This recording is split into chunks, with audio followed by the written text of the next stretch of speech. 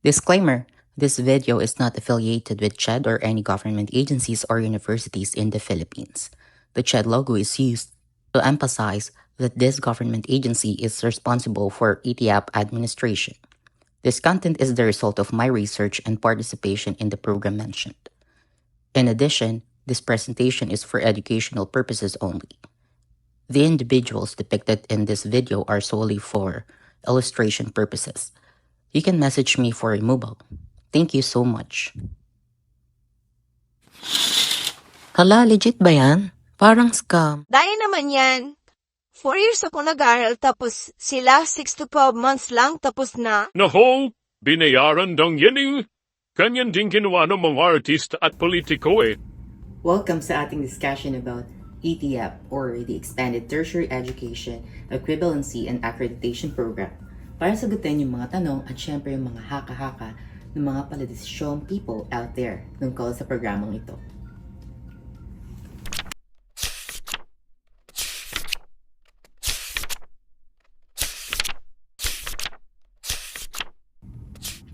Ang mga nakita niyo pong nasa larawan ay ilan lamang sa mga personalidad sa Pilipinas na kilala sa iba't ibang larangan na kanilang kinabibilangan.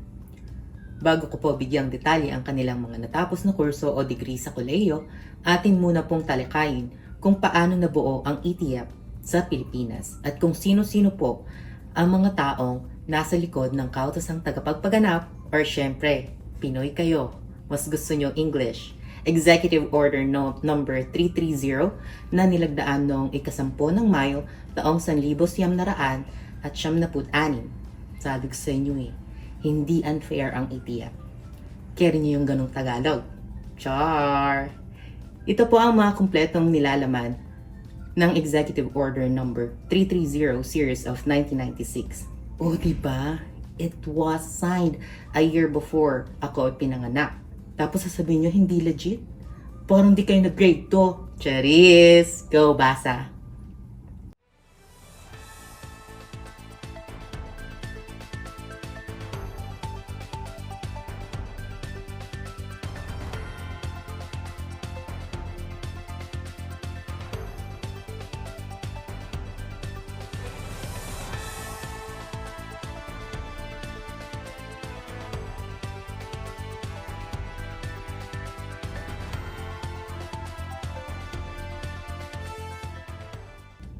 O, diba? This program, ETIAP, is under the provision of Article 14, Section 1 and 2 of the Philippine Constitution. So, it's super legit. Kaya ano pa ba? Ngayon, sino nga ba si former President Fidel B. Ramos? At bakit ang taba ng utak niya for signing this executive order? May his soul rest in peace. By the way, he just passed away last July 2022 due to coronavirus disease. Buti pa siya may dulot sa Pinas bago mategi. Eh ikaw, char! Pasok, tatang FBR. Former President FDR is the only career military officer who reached the rank of 5-star general or admiral de jure, rising from second lieutenant to commander-in-chief of the Armed Forces of the Philippines. He was the second cousin of the late former President Ferdinand Marcos Sr. With that being said, ito naman ang ilan sa mga personalidad na nagtamo o nakakuha ng degree sa pamamagitan ng ETIAP. Beatriz Luigi Gomez at the age of 27, Miss Universe Philippines 2021, and top 5 in the 70th Miss Universe 2021 got her mass communication degree at the University of San Jose Recoletos, Cebu in the same year, 2021. Second is Neri Naig Miranda at the age of 36, a mom, Filipino actress discovered after joining Star Circle Quest and landed as the 6th runner-up.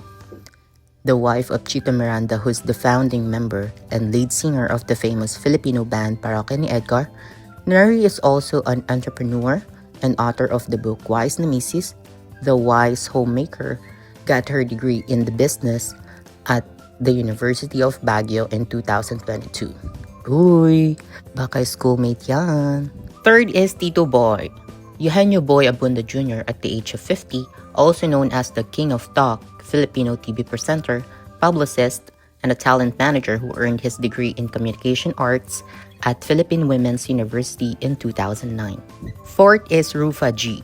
Rufa Gutierrez, at the age of 48, an actress, model, TV host, Binibining Pilipinas World 1993, and second runner-up Miss World 1993, earned her degree in communication arts at Philippine Women's University as well in 2022. And for our fifth on the list is another PWU alumna, Arlene Mulak, at the age of 55, who is the sister of the teen heartthrob of Bagets, Aga Mulak. Arlene is also known for her different roles in the various Pinoy films, earned her degree in communication arts at Philippine Women's University this year, 2024. Sixth is Quiz Jong. Sampoy. Jong Hilario, at the age of 46, a Street Boys member, dancer turned actor, and also one of the hosts of the multi-awarded noontime variety show in the Philippines, It's Showtime, and the 1st District of Makati Councilor since 2016, earned his degree in political science at Arellano University with magna cum laude honor last 2023. Seventh is Yasmin. Yasmin Kurdi, at the age of 30, starstruck 2003 First Princess, actress, and model, earned her degree in political science at the Arellano University with magna cum laude honor in 2019. Eighth is Valerie. Valerie Concepcion, at the age of 31, known for her role as Nora Ferrer in the movie-turned-television series Sinasamba Kita of the GMA Network, a television host and actress, earned her degree in psychology at the Arellano University with magna cum laude honor as well in 2018. Yung tata AU, bakit sila Latin honors tatlo? Char! And for our ninth on the list is another AU alumna, Sunshine Cruz, at the age of 40, known for being the first Filipina to pose for the cover of FHM magazine in 2000, a member of the famous Cruz family of the Filipino entertainment industry, earned her degree in psychology at the Arellano University in 2018 as well. 10th is Momshi Carla. Carla Estrada, at the age of 48, who used to be one of the hosts of Magandang Buhay of the ABS-CBN network, an actress and mother of the box office king, Danielle Padilla, earned her degree in office administration at Philippine Christian University last year, 2023. And for our 11th and last on the list is Jolo, son of Senator Bong Revilla. Jolo Revilla, at the age of 30, an actor, comedian, and 1st District of Cavite representative since 2022, earned his degree in legal studies at Lyceum of the Philippines University, Manila in 2018. Sila ay ilan lamang sa libo-libong Pilipino na nagtamo ng kanilang degree sa kolehiyo sa pamamagitan ng kanilang pinagsama-samang karanasan sa iba't ibang industriya. If I say libo-libo, that means ETF helps a lot of working madlang people all over the world, regardless of their jobs, as long as they are a Filipino citizen and more than 23 years of age, plakado na yun. But wait, ang ETF ay hindi tulad ng ALS dahil ito ay dumadaan sa mabusising proseso at pangangalap ng mga lehitimong impormasyon tungkol sa mga nagdaang work experience ng isang aplikante na pinagsama-sama upang makabuo ng hindi bababa sa kabuang 5 taon bago ang pag-enroll. Ang ALS ay limitado sa paghabol upang matapos ang elementary, junior, and senior high school or basic education ng mga OSYA or out-of-school youths and adults para tanggapin sila sa kolehiyo o kahit sa programang ito, ang ETF. Now let's do a quick comparison. When we say ETF, its initial requirements are diploma if you are a graduate from old curriculum high school, K-12, or the result of the PAPT, Philippine Educational Placement Test or ANE ng ALS, or Alternative Learning System Accreditation and Equivalency Assessment Certification, plus 5 years aggregated or combined work experience and prior learnings related to the given course or degree resulted from the equivalency and accreditation done by the school or university you are applying to. And syempre, budget dahil ito ay hindi sakop ng Republic Act number 10931, also known as Universal Access to Quality Tertiary Education Act, na naglalayong gawing libre ang pag-aaral sa mga pamantasang pagmamay-ari man ng Estado, local government, at kahit mga technical vocational na institusyon. Dahil again, it is a special equivalency and accreditation program.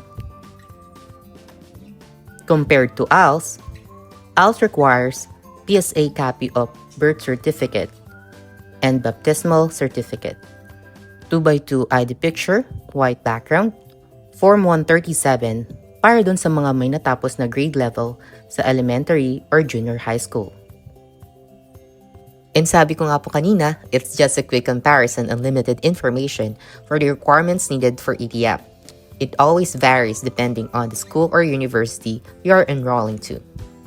But when it comes to the learning approach, modality or mas kilala sa tawag na modular, ang common on both programs or gumagamit sila ng learning modules. But for ALS, I'm not sure of this, but what I've heard about this program is they need to see their coordinator or teacher at least once a week. I'm not sure of that, so I beg to be corrected.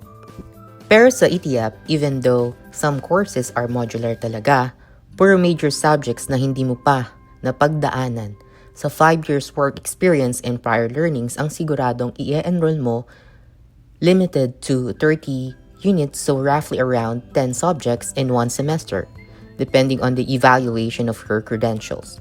In my case, as a business administration degree holder, we were required to create business plan, strategic plan, marketing plan, financial plan, at ang pinakamadugo ay ang feasibility study.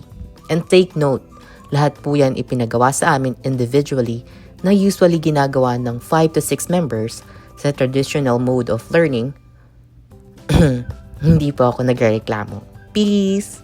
And to sum it up, some courses are requiring you to visit the school, lalo na yung mga courses na kailangan ng drills and other physical activities, like criminology, engineering, nursing, education, and the like. Mahalagang paalala, from the word itself, equivalency and accreditation program ang ETF, di ba? Hindi, at hindi po pwedeng mamili ng kurso o degree dito. Dahil again, itatapat po nila ang mga work experience mo and other prior learnings at kung ano man po ang mas nakalalamak na sapat para punan ng isang curriculum sheet ng kursong tugma sa mga ito, yun po ang ibibigay ng school o university sa inyong kurso. Dahil uulitin ko po na hindi po ito parang nag-enroll lang po kayo sa napupusuan yung school para sa gusto nyo pong kurso.